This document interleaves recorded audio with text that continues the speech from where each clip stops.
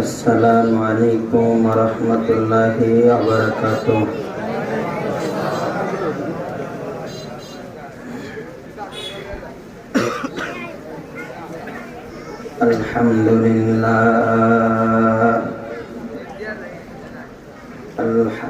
अल्हम्दुलिल्लाहि वकफा वसलामुन अला इबादिहिल्लज़ीना इस्तफ़ा।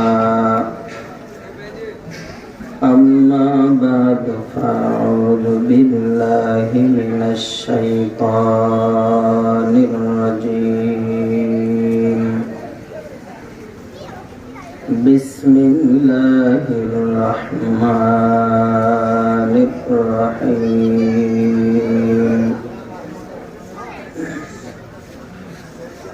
इन्नल्लज़ीना आमनू व अमिलुस्सालिहात उलाइका हुम खैरुल बरिया।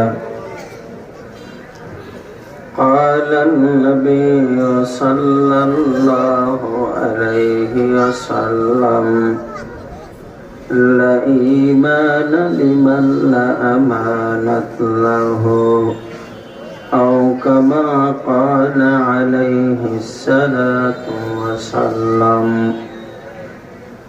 সবাই একটু দুরূদ ইব্রাহিম পড়ি। আল্লাহুম্মা সাল্লি আলা মুহাম্মাদিন ওয়া আলা আলি মুহাম্মাদ কামা সাল্লাইতা আলা ইব্রাহিম ওয়া আলা আলি ইব্রাহিম ইন্নাকা হামিদুম মাজিদ। اللهم بارك على محمد وعلى آل محمد كما باركت على إبراهيم وعلى آل إبراهيم إنك حميد مجيد. لا إله إلا الله لا إله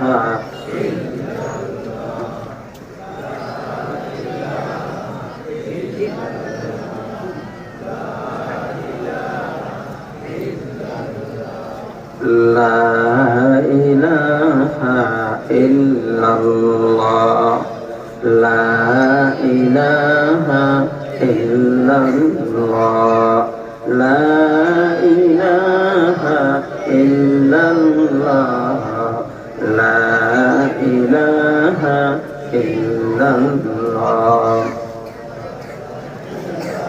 أي بس لا إله إلا الله محمد رسول الله.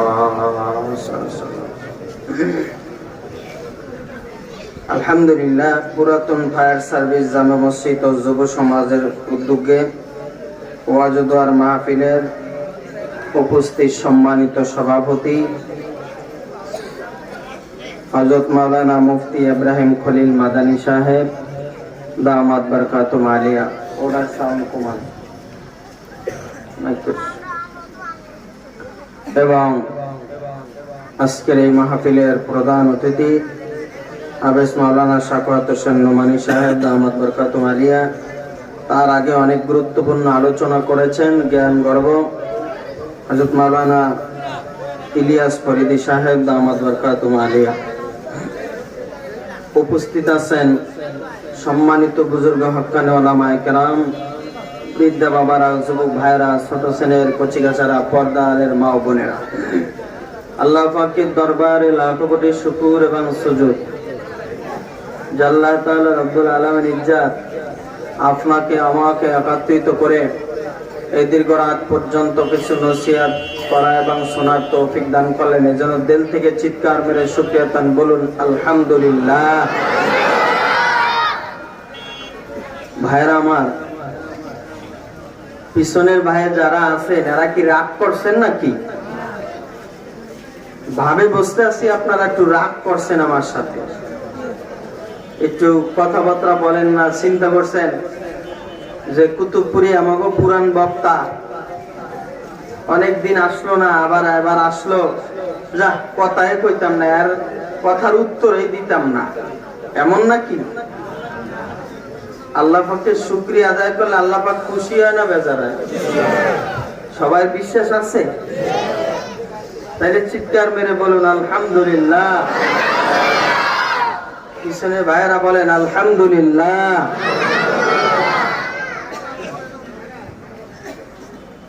শোনেন, আল্লাহ পাক মানুষকে এমন কিছু জ্ঞান দিয়েছেন, বিবেক দিয়েছেন, যেই বিবেক খাটাইয়া মানুষ গুনাহও করতে পারে আবার ন্যাকও করতে পারে। ঠিক কিনা বল? জোরে আওয়াজ করে বলুন।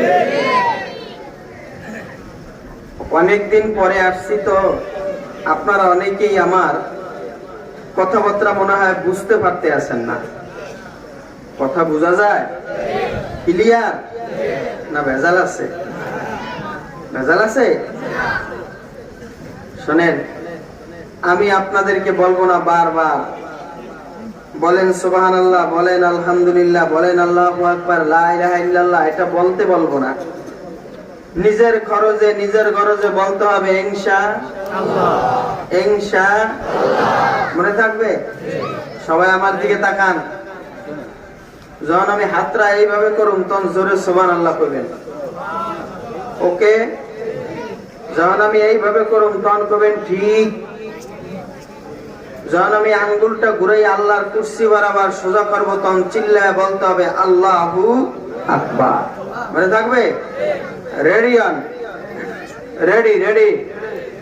একটু কাশ দেন, জোরে কাশেন না? ক্লিয়ার হয়েছে? হয়েছে? এবার বলেন সুবহানাল্লাহ। মাশাআল্লাহ, একটু শব্দ হয়েছে, একটু শব্দ হয়েছে। আর একবার বলেন সুবহানাল্লাহ। মাশাআল্লাহ, খুশি হয়েছি। এবার বলেন ঠিক, আরো জোরে। এইবার একটা তাকবীর দিবেন। এই তাকবীরটা যেন বন্দুক ভেড়া চাকি মেকি ওফার চলে যায় এবং পুরা এই পুরান বাজার যেন নতুন বাজার সহ ছড়ায় যায়। পারবো না ইনশাআল্লাহ? শোনেন, আমাদের উত্তরসূরি যারা ছিলেন সাহাবায়ে আজমাইন, তারা একটা তাকবীর দিতেন, তাকবীরের ধ্বনি আল্লাহর আরশে গিয়ে ধাক্কা লাগতো। আমরাও ইখলাসের সাথে এমন একটা তাকবীর দিতে চাই যে তাকবীরটা যেন আল্লাহর আরশে গিয়ে ধাক্কা লাগে। চিল্লায় বলুন আল্লাহ, আরো জোরে আল্লাহ। মাশাআল্লাহ। কইতে পারেন হুজুররা যত ভেজালের মূল, হুজুরা যত ভেজাল। কি মৌলবীরা ভেজাল না? মৌলবীরা গুনাহ থেকে বাঁচাবার জন্য তারা চেষ্টা করে। ঠিক কিনা বল? শোনেন, জিবরাইল আমিনকে আল্লাহ তাআলা কয়টা ডানা দিছে? দুইটা। কয়টা? 600 ডানা দিছে। কয়শো? 600 ডানা দিছে। এই 600 ডানা দিয়া জিবরাইল নবী একদিন মসজিদে নববীর ভিতরে বসা, কয় নবী, আমি আল্লাহর কাছে একদিন বলছি, আল্লাহ তোমার একজন বান্দা এককালে আপনা থেকে আপনার সবচাইতে ছোট যেই বান্দাটা জান্নাত পাবে, উনি 10 দুনিয়ার সমান একটা জান্নাত পাবে, তাইলে আমার একটু জান্নাতটা দেখতে মন চায়।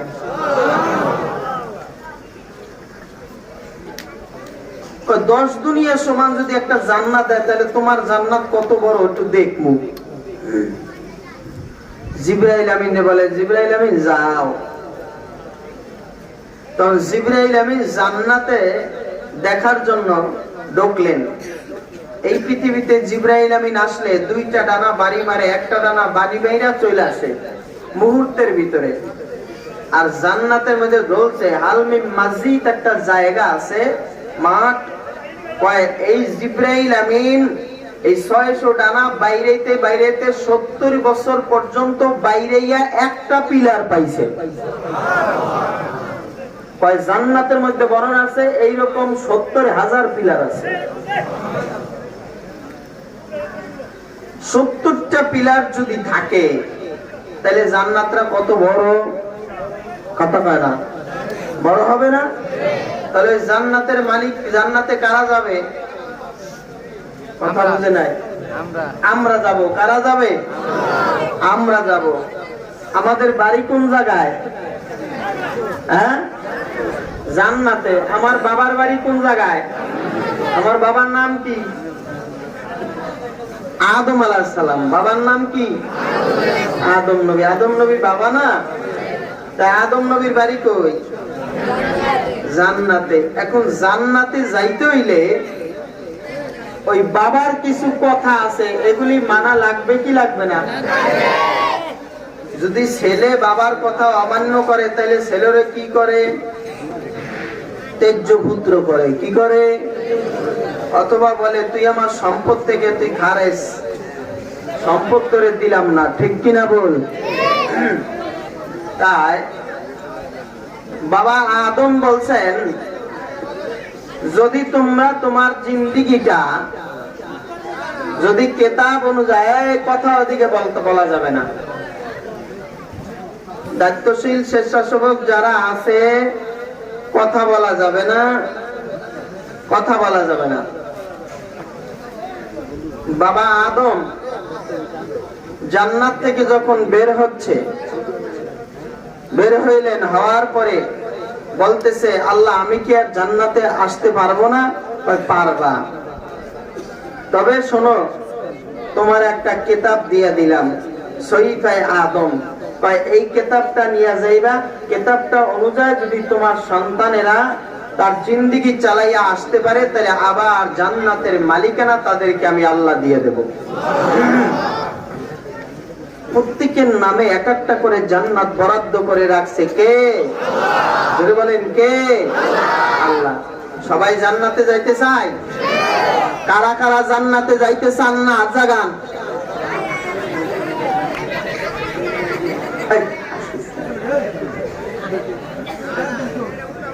জান্নাতে যাইতে চান না?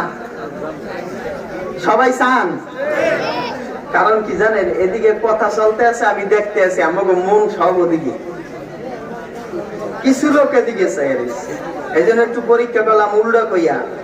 তাইলে জান্নাতে কারা কারা যাইতে চান? আল্লাহু আকবার বলে দুইটা হাত জাগা। নারায়ে তাকবীর।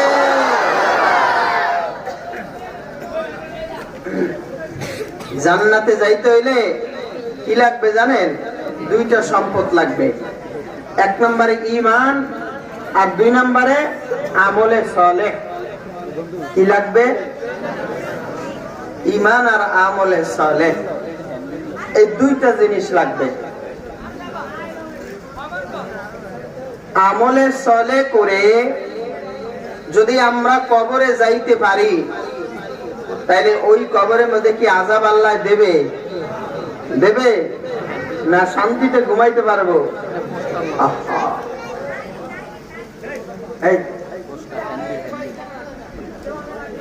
আমরা তো এদিকে কথাটা বন্ধ করা গেল না, দোকানপাট গুলি একটু দূরে সরায় দেন।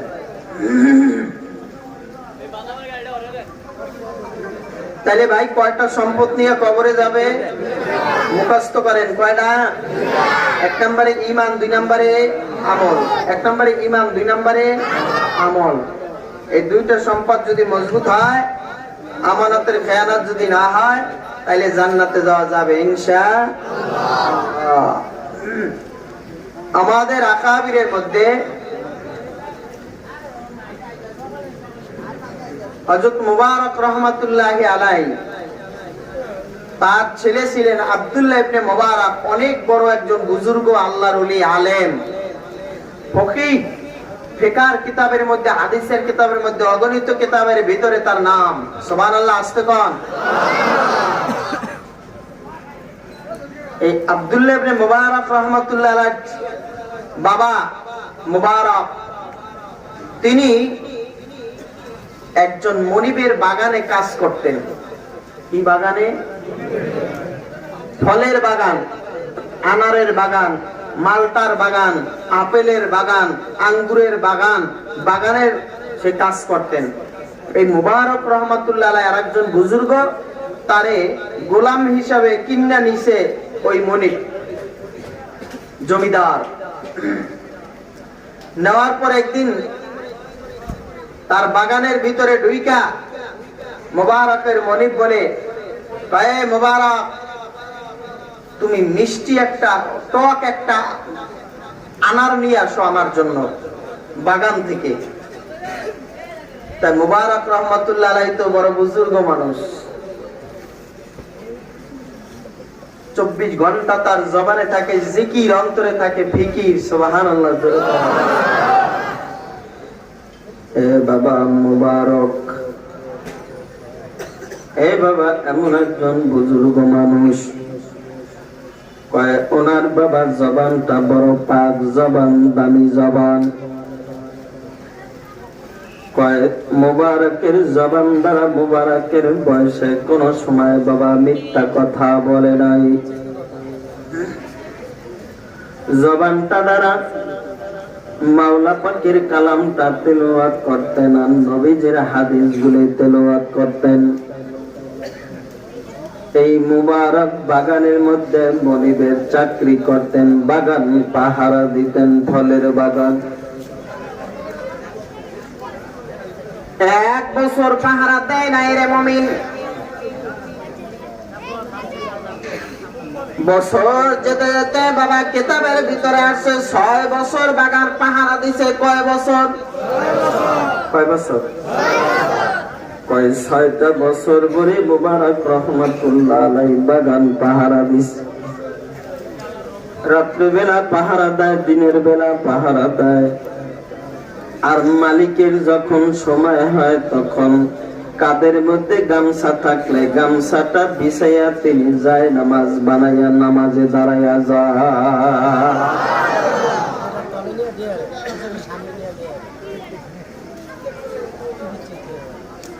অন্যান্য কর্মচারীরা বলে, এ মুবারক, একটু কমান, একটু মোটা করেন, একটু মোটা করেন কবির ভাই। মুবারককে ডাক দিয়া বলেন, মুবারক তুমি রাত্রবেলা দাঁড়ায়া দাঁড়ায়া তুমি নামাজ পড়ো, দিনের বেলা নামাজ পড়ো, এবং তুমি এত বড় একটা বাগান তুমি পাহারা দাও সব সময়ের জন্য, রাতের বেলায় দিনের বেলায় তুমি পাহারাদারি করো। তার বনি বাগানের মধ্যে ঢুইকা বলে, কয় মুবারক, এই মুবারক এদিকে আয় আয়, জলদি করে আমার কিনারায় আয় আয়। কয় আমার জন্য একটা তুমি আনার নিয়ে আসবা, যে আনারটা বড় টক। মুবারক রহমাতুল্লাহ আলাইহি বলে, এ মনিব,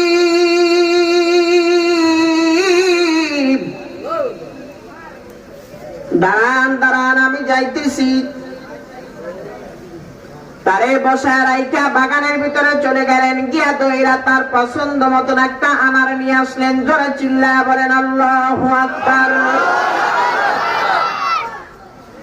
আনারটা বাবা ধরে আইনা আল্লাহর বান্দাটায় আনারটা বাবা এবার বললেন, কয় এ আমার মনিবের না নেই যে আনার। মনিব বলে, মুবারক আনারটা দিলা। আনারটা খুললেন, খুইলা আনারটা মুখে দিলেন। মুখে দিয়া বলে, কয় আনারটা টক আনো নাই, আনারটা অনেক মিষ্টি আনার। ধমক দিয়া বললেন, কয় মুবারক তোমার একটা টক আনার আনার জন্য আমি বললাম, তবে তুমি কেন এই মিষ্টি আনারটা আনলে? মুবারক ডাক দিয়া বলে, রে মনিব,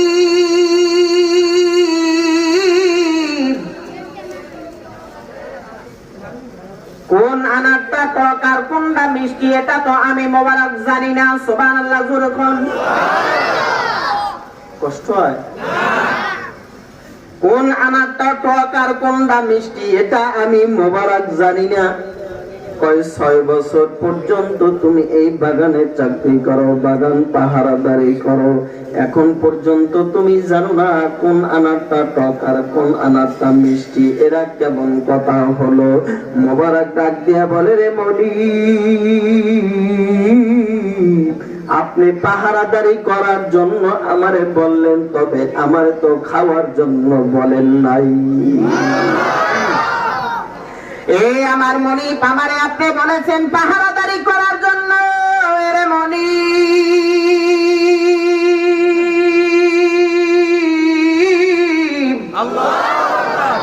রাত না দিন না আমি পাহারাদারি করি, তবে আমার 6 বছরের ভিতরে আমি একটা আনার ফল মুখে দিয়া দেখি না, মালটা মুখে দেই না, আপেল মুখে দেই না, আঙ্গুর মুখে দেই না। জোরে চিল্লা বলেন সুবহানাল্লাহ। কারণ আমানতের খেয়ানত করা যায় না, ঠিক কিনা বল? জোরে চিল্লা বলেন।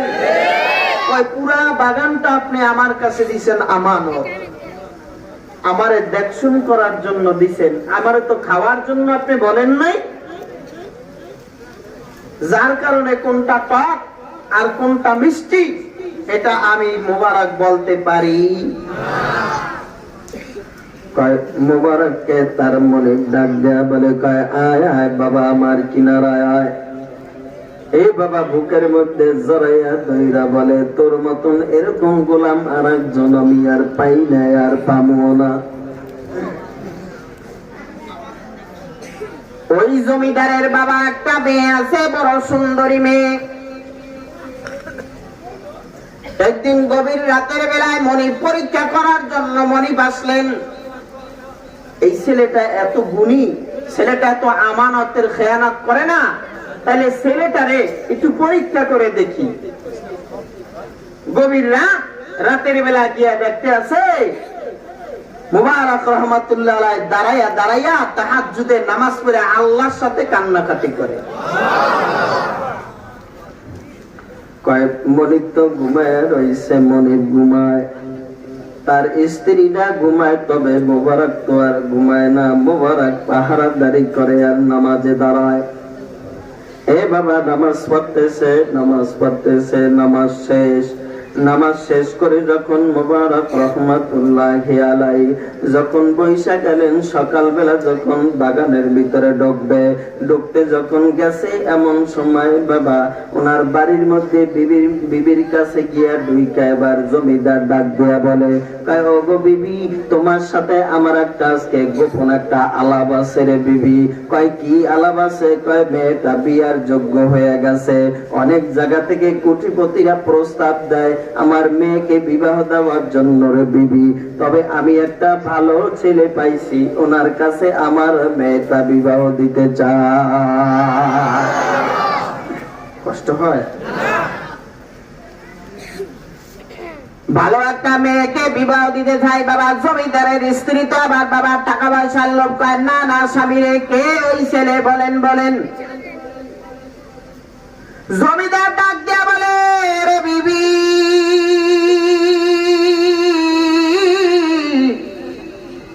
আমার বাগানের ভিতরে কাজ করে মোবারক, এই ছেলেটা বড় দামি, ছেলেটা বড় আল্লাহওয়ালা, আর জবানটা বড় পাক জবান, ওর মতন ভালো একটা ছেলে আমার চোখের নজরে পড়ে নাই। আমার বাগানের আমানতের কোনো খেয়ানত হয় নাই। 6 বছর চলে যায় রে বিবি, আজ পর্যন্ত একটা ফল ওর মুখের মধ্যে দিয়ে দেখে নাই, টক না মিঠা, ঠিক কিনা ভুল ধরে বলেন? দেখে না। বিবি বলে, গোলাম আনছি কিনা, এই গোলামের কাছে দিব কেন? গোলামের কাছে যাওয়া যাবে না। তুমি ভেজাল লাগাইতে আইছো না, মৌলভী সাহেবের কাছে মাইয়া বিয়ে দিতে চাও। মৌলভী সাহেবরা ভেজাল্লা মানুষ, এগুলাকে পারা যায় না, চুক্তিতে মুক্তিতে পারা যায় না। কই কেন পারা যায় না? হ্যাঁ পারা যায় না। একটা কথা মনে পড়ছে, কইতাম নি? কষ্ট হয়নি? শোনেন, এক বাদশা সংসদে অনেক জেনারেল লাইনের শিক্ষিত এমপি মন্ত্রী অনেক থাকে না, আছে। তো এর মধ্যে থেকে একজন নিচে মৌলবী, মানে আলেম নিচে কয়জন? একজন। আর বাকি রয়েছে কি? গায়রে আলেম। এখন ওই আলেম নিচে উনি ধর্মমন্ত্রী, উনি কি ধর্মমন্ত্রী। এই যে এখন বাংলাদেশে শেখ হাসিনা যাওয়ার পরে এখন উপদেষ্টা নিছে না, তার মধ্যে একজন নিছে কিন্তু আলেম, আফামা খালেদ হোসাইন সাহেব, তাই না, ধর্ম উপদেষ্টা ওরকম নিছে। কারণ যত পরামর্শ বাসায় করে, কিন্তু এই পরামর্শের মধ্যে ওই হুজুরের পরামর্শ লাগে কারোরটা বলে না। হুজুরে তো কোরআন হাদিস দিয়া কয়, আর হেরা তো কয় হাগো মেদা দিয়া, কথা না ঠিক কিনা বলতে বলেন। হুজুরের লাগে পারেই না, বাদশারে কয় বাদশা এই মৌলবী সাহেবের লাগে কোন দিক দিয়ে পারা যায় না, তাহলে কি করা যায় কোন? মৌলবীরে তো বাতও দেওয়া যায় না। কয়েকটা সিস্টেম আছে, যেই দিন মৌলবী সাহেব আমাগো কাছে হাইরে যাইবে, ঠইরে যাইবে, ওই দিন মৌলবী সাহেবরে মন্ত্রিত্ব থেকে বাদ দিয়ে দিন। কারণ আমি বাদশাও যদি একটা পরামর্শ করি, সেটাও দেখি আমার পরামর্শ চাইতে মৌলবী সাহেবের পরামর্শ বেশি ভালো হয়। সুবহানাল্লাহ কয় না রে, আহা, এর ভিতরে তো এলেম আছে। কি আছে? কি আছে? এলেম আছে। বাদশা বলে কয় না না, মৌলবী সাহেবরে এমনি বাদ দেওয়া যাবে না। তাই কেমনে বাদ দিতে হবে? কয় যদি একটা পরামর্শ করি ওইটার মধ্যে যদি মৌলবী সাহেব হাইরা যায় তাইলে সে বাতিল। এখন একদিন এমন একটা জটলা বাঁধছে যেটা কেউ সমাধান দিতে পারে না। পরে এখন ডাকছে বাদশাহ, কয় মৌলবী সাহেবের দিকে আসো। কয় কি? কয় এটার সমাধান কি হবে? কয় এমনি এমনি এমনি এমনি করলে কেমন হয়? কয় এটা একটু সুন্দর। কয় তাও তো পারলাম না। এখন মৌলবী সাহেবরে ঠগাইতে সব মন্ত্রীরা লাগছে তার পিছনে। লাগার পরে বাদশাহ কয়, মন্ত্রীরা বুদ্ধি দিছে, কয় বাদশাহ মৌলবী সাহেবরে ঠগাইতে হইলে একটা বুদ্ধি আছে। কয় কি বুদ্ধি? কয় আমরা সবাই একটা করে ডিম লই আমু। ডিম ডিম কি? সংসদে একটা করে ডিম লই আমু, পাছার নিচে একটা করে ডিম থুই আমরা সবাই বয়ে থাকবো। আর আপনি বাদশা খালি ডাক দিয়া বলবেন, এই মন্ত্রীরা তোমরা এই কাজ পারো না, এই কাজ পারো না, পরামর্শ পারো না, রাষ্ট্র চালাইতে পারো না, সংসদ চালাইতে পারো না, তোমরা কি পারো? খালি ডিম পারতে পারো, উমান্না মুরগির মতন একটা করে ডিম পারো। যেই কমু ডিম পারো তোমরা সবাই একটা করে ডিম দেখাবা। খবরদার, এটা কিন্তু মৌলবী সাহেবরা কইবা না। হ্যাঁ কিন্তু হ্যালো হ্যাঁ ও ডিম লই আইবো, হ্যালে কিন্তু হারান যাইব না। এটা তোমরা নিজেরা নিজেরা করবা। তো সব সংসদ সদস্যরা একটা করে ডিম লই আইছে। এবার এখন কইতাছে, এই তোমরা এইটা পারো না, সেইটা পারো না, সংসদ চালাইতে পারো না, তাহলে তোমরা উমান্না মুরগির মতন একটা করে ডিম পারো। যেই কইছে ডিম পারো সবাই একটা করে ডিম দেখাই দিছে। মৌলবী সাহেব মনে মনে চিন্তা করে, সবাই ডিম দেখাইলো, আমার তো আর ডিম নেই, তাহলে এটা পরিকল্পনা করি আনছে। এই মৌলবী সাহেব তোমার ডিম কই? মৌলবী সাহেবের ডিম ডিমের কথা না কইয়া কয় কুকুরু কুক। কি কয়? কুকুরু কুক। এই কুকুরু দিলে কাম হইব না, ডিম দেখাইতে হইবে। কয় বাদশা নামদার, এতগুলি সংসদের মধ্যে মুরগি, তাই এতগুলি ডিম পারছে, একটা মোরগ না থাকলে তো সব ডিম হইব কাঞ্জা বাবা, একটা বাচ্চা ফুটবে না। আমি হইলাম মোরগ, সব হইলো মুরগি। ঠিক কিনা বল? জোরে চিল্লায় বলে। বাপরে বাপ, এই মৌলবী সাহেবের লাগে আইজও পারলাম না। আইজও কি করলাম না? পারলাম না, ঠেকে গেছে গা। দেখছে এই মৌলবী সাহেব উপরেই রয়েছে, সবাই মুরগি বানাইছে, হ্যাঁ মোরগ।